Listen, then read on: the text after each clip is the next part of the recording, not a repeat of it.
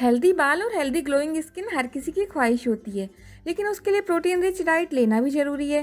तो आज हम बनाने वाले हैं protein rich laddu. Hi friends, welcome to Radhika recipe diary. आज हम बनाने वाले हैं मूंगफली के हेल्दी और टेस्टी लड्डू, जिन्हें बनाने में ज़्यादा टाइम भी नहीं लगता और बनाना भी आसान है। तो चलिए बनाना शुरू करते हैं। तो सबसे पहले मैंने कढ़ाई गर्म होने रख दी है। अब मैं इसमें डाल रही हूँ 2 कप कच्ची मूंगफली के दाने। आप चाहें तो मार्केट की जो भुनी मूंगफली आती है वो भी ले सकते हैं। अगर आप वो भी ले रहे हैं तो उससे भी आप हल्का सा रोस्ट कर लीजिए, जिससे कि उसका जो एक्स्ट्रा मॉइस्चर अगर उसमें होगा तो वो निकल जाएगा। और आप चाहें तो माइक्रोवेव में भी मूंगफली के दाने रोस्ट कर सकते हैं। हमें इन्हें 10 से 12 मिनट के लिए मीडियम फ्लेम पर रोस्ट करना है।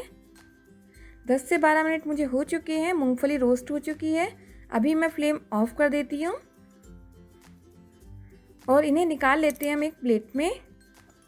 कढ़ाई को मैंने गर्म कर लिया है। अब मैं इसमें डाल रही हूँ 2 छोटा चम्मच सफ़ेद तिल।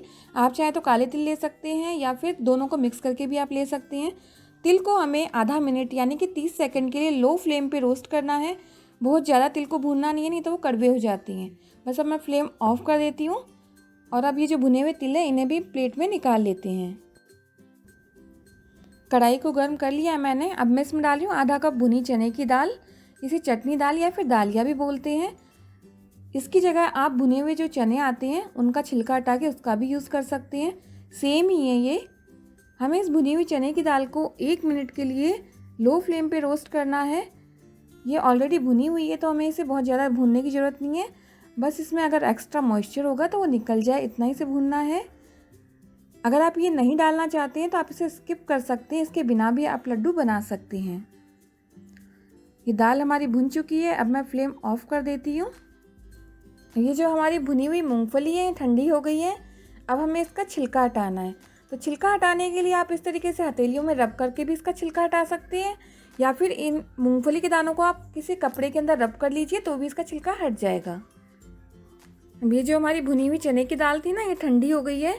अब इसे डाल देती हूँ मैं ग्राइंडिंग जार में और इसे हमें दरदरा सा पाउडर तैयार कर लेना है। ये दाल का दरदरा सा पाउडर तैयार कर लिया है मैंने। अब हमें सारे इंग्रेडिएंट्स को मिक्स करना है। तो ग्राइंडिंग जार में मैं सबसे पहले डाल रही हूँ भुनी हुई मूंगफली। और लड्डुओं में अच्छा फ्लेवर आए उसके लिए मैंने 4 इलायची को क्रश कर लिया है, ये इसमें डाल देती हूँ। ये जो भुनी हुई चने की दाल का पाउडर हमने तैयार किया था ये इसमें डाल देते हैं। अब इसमें डाल देती हूँ गुड़। वेट में 110 ग्राम है ये।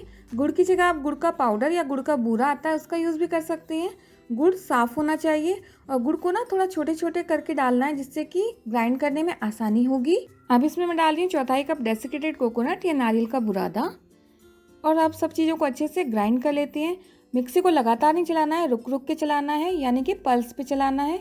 चलाना है, बंद करना है। और साथ ही मिक्सचर को स्क्रैच भी करते रहना है बीच बीच में, नहीं तो क्या होता है मिक्सचर जो होता है ना वो जार में नीचे जम जाता है। तो इस तरीके से चम्मच से आप स्क्रैच कर लीजिए और दोबारा से इसे ग्राइंड कर लीजिए।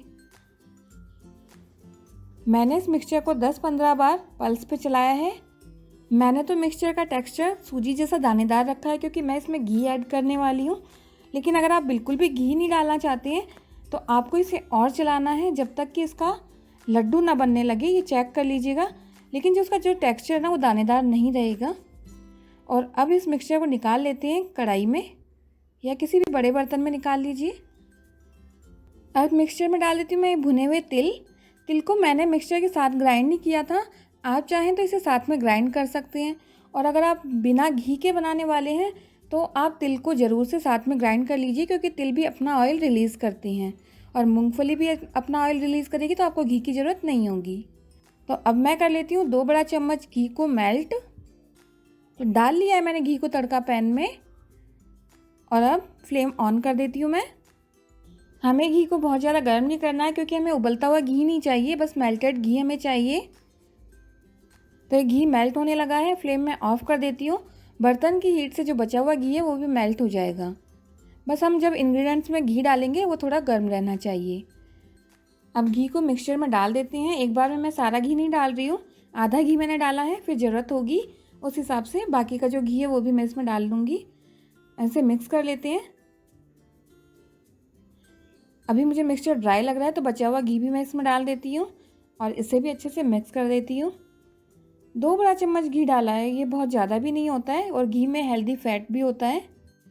इन लड्डुओं को बनाने में हमने मूंगफली यूज़ की है, तिल यूज़ किए हैं, नारियल यूज़ किया है। इन सभी में प्रोटीन अच्छा होता है और इसके अलावा गुड फैट होता है इनमें। चना दाल में भी प्रोटीन होता है, तो ये स्किन के लिए, बालों के लिए बहुत अच्छे से होते हैं, ये हेल्दी होते हैं। और ये देखिए मिक्सचर से लड्डू बन रहा है, मीन्स हमारा मिक्सचर लड्डू बनाने के लिए रेडी है। अब आपको जिस भी साइज़ के लड्डू चाहिए उतना आप मिक्सचर लीजिए और इस तरीके से हथेलियों में आप रोल रोल करके लड्डू बना लीजिए। और ये देखिए ये हमारे हेल्दी और टेस्टी लड्डू बनके तैयार है। मैंने इन पे लगाया पंपकिन सीड, आप चाहें तो काजू या बादाम कट करके लगा सकते हैं। लड्डुओं की गार्निशिंग आप अपने हिसाब से, अपनी चॉइस से कर सकते हैं। बस इसी तरीके से हमें सारे लड्डू बना लेने हैं। ये सारे लड्डू मैंने बना लिए हैं। ये हमारे हेल्दी और टेस्टी मूंगफली के लड्डू बनके तैयार हैं। आप इन्हें 10 से 15 दिन के लिए एयर टाइट कंटेनर में स्टोर करके रख सकते हैं, अगर ये रह जाएं तो, क्योंकि ये बहुत ही टेस्टी होते हैं। आप इन्हें डेली ब्रेकफास्ट में 1 लड्डू खा सकते हैं। आप इस रेसिपी को ज़रूर ट्राई कीजिएगा। रेसिपी कैसी लगी कमेंट सेक्शन में अपने फीडबैक ज़रूर शेयर कीजिएगा। रेसिपी पसंद आए तो लाइक, शेयर और चैनल को सब्सक्राइब करना बिल्कुल ना भूलें। मिलते हैं फिर एक नई रेसिपी के साथ, तब तक के लिए bye bye and thank you.